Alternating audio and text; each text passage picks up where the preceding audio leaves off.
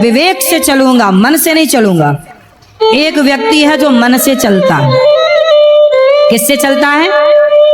एक और है जो मन से नहीं चलता, बुद्धि से चलता है। मन होता है और बुद्धि होती है। मन के ऊपर कौन काम करता है? बोलो, बुद्धि। इसलिए लोग कहते हैं बुद्धिमान बनो। अच्छी बुद्धि होगी तो आप वृंदावन आओगे, गलत बुद्धि होगी तो क्लबों में जाके नाचोगे। अच्छी बुद्धि होगी तो सत्संग करोगे, गलत बुद्धि होगी कुसंग करोगे। अच्छी बुद्धि होगी तो अनार का, गन्ने का रस पियोगे, दही और लस्सी पियोगे। गलत बुद्धि होगी तो शराब पियोगे, चरस पियोगे, अफीम पियोगे, गांजा पियोगे।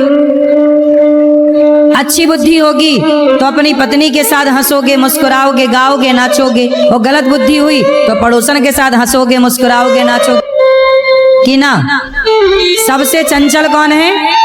फुदक के यहाँ, फुदक के वहां, फुदक के वहां। हाँ के ना। सबसे चंचल प्राणी 84 लाख योनियों में कोई है तो बंदर है। बोलो हाँ कि ना। स्थिर नहीं रहता बंदर कभी। चिड़िया घोंसला बना लेती है पर बंदर अपना घोंसला नहीं बनाता, क्योंकि उसमें इतनी चंचलता है, वो एक जगह रुकता ही नहीं।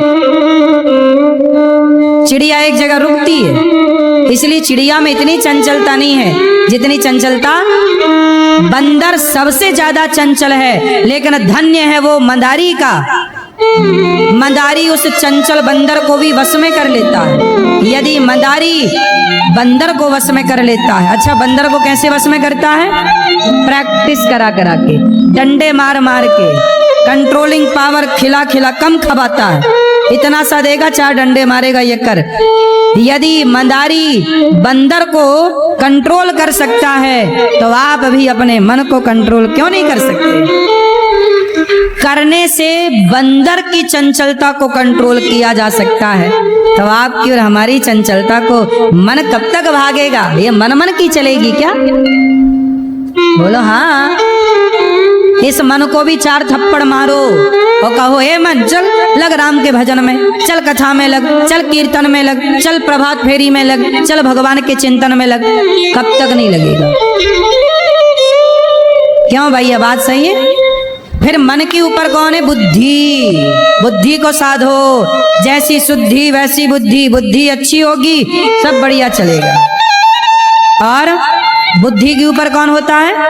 जो स्वयं अपना स्वार्थ देखता है वो बुद्धिमान है, पर जो सबके बारे में अच्छा सोचे वो विवेकी पुरुष है।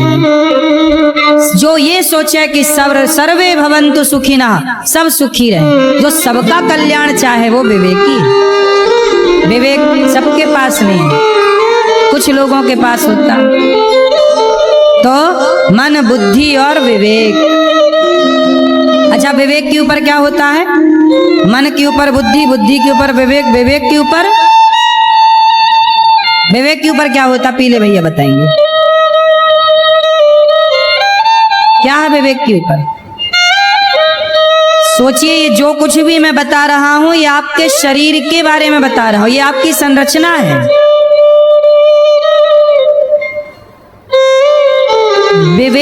विवेक मतलब वो ज्ञान ही अपने आप में। विवेक के ऊपर होती है आत्मा।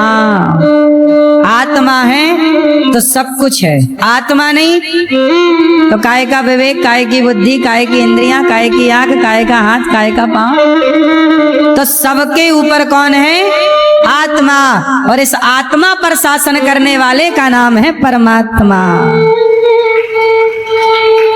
इस आत्मा को कंट्रोल करने वाले का नाम, जो आत्मा को कंट्रोल किए रहता है। कब तक रहना है इस शरीर में? वो इशारा कर दे तुरंत आत्मा निकल के भाग जाएगी और आप रह जाओगे डिब्बा। बोलो हाँ। आत्मा चली गई तो आप डिब्बा हो। भगवान में लगाओगे तो भला होगा, वरना ये मन नाश करा देगा तुम्हारा। रावण के मन ने सर्वनाश करा दिया रावण का। मन ही तो गया सीता मैया की तरफ। और मान लो मन की बात, इतना बड़ा ज्ञानी था लेकिन मन से हार गया। थोड़ा तो मन को कंट्रोल करता कि पराई नारी को देखना गलत है, कंट्रोल तो होता। ऐसा थोड़ी कोई दिखा और बस चले गए। कंट्रोल नहीं था तो रावण की लंका जल गई। कंट्रोल नहीं था तो रावण की लंका जल गई, तेरा क्या होगा रे कालिया।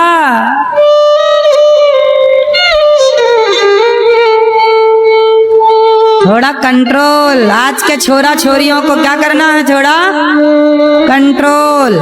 इसलिए विवाह कर लो फिर जीवन का सुख लो, विवाह के पहले लिवन में रह के जीवन ना बिगाड़ लेना। हाँ या ना, कंट्रोलिंग नहीं है, इसलिए तो जरूरत पड़ रही है इवन लिवन की, वरना क्या जरूरत थी। आज के 100 साल पहले तो भारत में जरूरत नहीं थी, क्योंकि कंट्रोलिंग पावर थी, सब साधते थे अपने मन को। बोलो हाँ। आजकल साध नहीं पाते तो भाग जाते हैं यहाँ वहां। सही है कि गलत है? इसलिए कंट्रोल, जो व्यक्ति स्वयं को साध सकता है, जो स्वयं को साध ले, जो स्वयं को कंट्रोल कर ले, स्वयं को साध ले, उसी का नाम साधु है। साधु जो स्वयं को कंट्रोल साध ले, जो साधना करे, मन को संभाल के रखे, वो साधु है।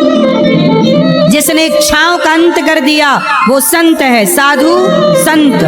जो मेरी माँ बात सही है, ऐसे आज भी बड़ी बड़ी आत्माएं इस धरती पे कलिकाल में पैदा होना चाहती हैं, क्योंकि सतयुग त्रेता द्वापर के ऋषि मुनि चाहते हैं कि कलयुग में जन्म मिले, क्योंकि कलयुग केवल नाम आधारा, भगवान के नाम के बल पर तर जाएं। पर कलयुग में अब कुछ स्त्रियां, कुछ पुरुष अब लिवन में रहोगे तो तुम्हारा गर्भ कैसे पवित्र रहेगा।